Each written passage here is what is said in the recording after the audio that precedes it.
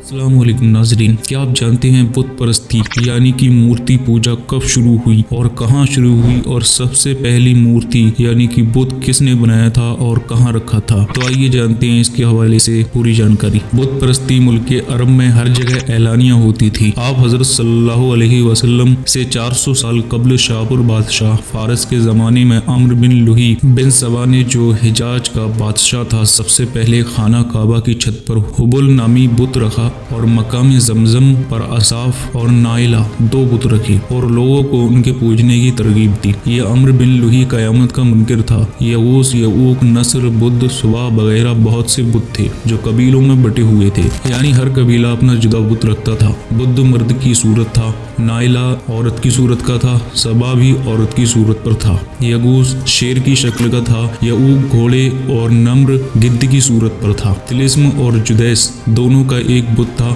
قبیلہ کلب بدھ کی پرستش کرتا تھا جس کا مقام دومت الجندل تھا۔ بنی تمیم تیم کے پرستار تھے اور قبیلہ حجیل سوا کا مجہج اور قبائل یمن یغوث کو پوجتے تھے اور مقام حمیر میں ذی القلع نصر کی عبادت کرتے تھے۔ ہمدان، یعوق اور بنی صفیق شہر طائف میں لات کی پوجا کرتے تھے۔ بنی صفیق کی ایک شاخ بنی مغیث لات کے دربان مقرر تھے۔ قریش اور بنی کنانہ عزا کے پجاری تھی۔ بنی شیبہ عزا کے دربان تھے۔ اوس اور خزرج کے قبیلے منات کے پرستار تھے۔ بنی حواج چہار کے پرستار تھے۔ بکر و تغلب اوال کے، بنی بکر بن وائل محرک کے، بنی ملکان بنی کنانہ سات کے، بنی انترا سعیر کے، بنی خلان امیانس کے، بنی تے رضا کے دوس کوفین کی پوجا کرتے تھے اور دوس کوفین کی پوجا کرتے تھے۔ مذکورہ بتوں کے علاوہ جریش، شارق، آئم، مدان، اوف، مناف وغیرہ بہت سے مشہور بت ہیں جن میں ہر ایک کسی نہ کسی قبیلے کا معبود تھا۔ خانہ کعبہ میں جب بت پرستوں کا اجتماع ہوتا تھا، ان مقررہ ایام میں اگر کوئی عرب خانہ کعبہ یعنی مکے تک نہ جا سکتا تھا تو ایسے میں ایک پتھر جس کو دوار کہتے تھے نصب کر دیتا اور اس کے گرد طواف کرتا۔ ملک عرب میں خانہ کعبہ کی طرح اور بھی بت پرستی کے کئی مرکز تھے۔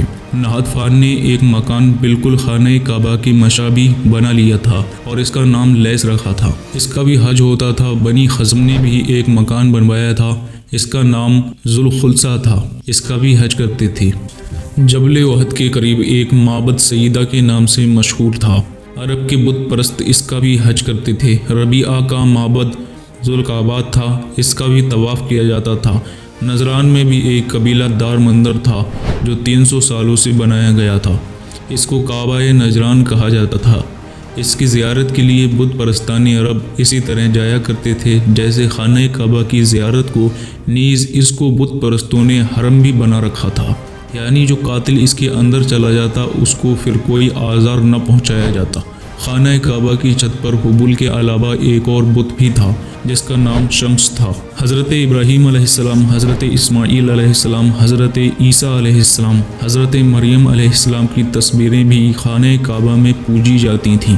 بت پرست لوگ جب حج کو آتے تو قربانی کے لیے اونٹ بھی لاتے جن کو بتوں پر چڑھایا جاتا۔ ان اونٹوں کے گلے میں جوتا باندھ کر لٹکا دیتے اور ان کے کوہان کو زخمی کر دیتے، جو علامت اس بات کی تھی کہ یہ قربانی کا اونٹ ہے۔ پھر کوئی شخص اس اونٹ سے تعرض نہ کرتا۔ اونٹوں کے بچے، بھیڑیں اور مختلف چوپائے بتوں پر قربان کیے جاتے تھے۔ بعض قبائل ان بتوں پر آدمی کی قربانی بھی چڑھاتے تھے۔ بعض مؤخرین کا قول ہے کہ عرب کے بت پرست توحید کے قائل تھے اور خدا کو ایک جانتے تھے۔ ان بتوں کی پرستش وہ یوں کرتے تھے کہ یہ بارگاہ الہی میں ان کے سفارشی ہیں۔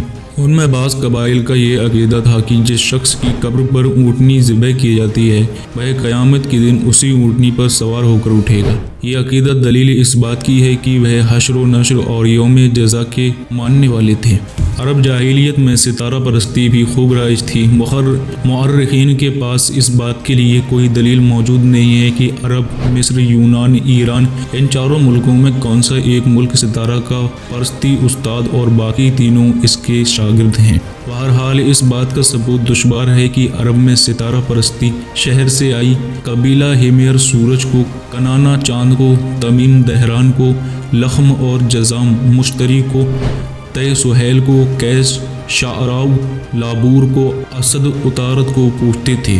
अक्सर कबीलों के बुत पर सितारों के नाम से मशहूर थे। पत्थरों के बुत और मशहूर सितारे मुश्तरक तौर पर कबाइल में पूजे जाते थे। सितारों के तुलू और गुरूब पर बड़े बड़े कामों का इन्हिसार रखते थे। खुले मैदानों और रेगिस्तानों में बसर करने वाले लोगों की तवज्जो सितारों और सैयारों की तरफ खुसूसियत से मुनातिफ रहना और उन सितारों में से बाज़ को माबूद ठहरा लेना कोई ताज्जुब की बात न थी। कुरान करीम की सूरह नूह से मालूम होता है कि हज़रत नूह अलैहिस्सलाम के ज़माने में भी इराक अरब में यऊक, बुद्ध, नस्र, सुबह वगैरह की परस्तित होती थी, जो सब सितारों के नाम हैं।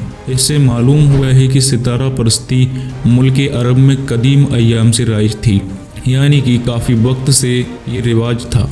अरब के सितारा परस्तों में चांद के परस्तार सबसे ज़्यादा थे और चांद सबसे महबूब माबूद समझा जाता था। अरब में काहिन लोग भी बड़ी कसरत से होते थे। काहिन वह कहलाता है जो असरार के जानने और गैब की खबरों पर इत्तला रखने का दावा करे। जो गुज़िश्ता हालात की खबर दे उसको काहिन और आइंदा हालात की खबर दे उसको अराफ कहते थे। गैब दानी का दावा करने वाले मर्द भी होते थे और औरतें भी। अरब के काहिनों में आफई, जजीमा, अबरश, शक, सती वगैरह मशहूर काहिन थे। गैब दानों की एक किस्म नाज़िर कहलाती थी, जो आईना या पानी से लबरेज तश्त पर नज़र डालते और गैब की बातें बताते, या हैवानात की हड्डियों और जिगर वगैरह आज़ा को देख कर हुक्म लगाते थे। उन्हीं में तारकीन हिसास, संगरेजे फेंकने वाले और गुठलियाँ फेंकने वाले भी थे।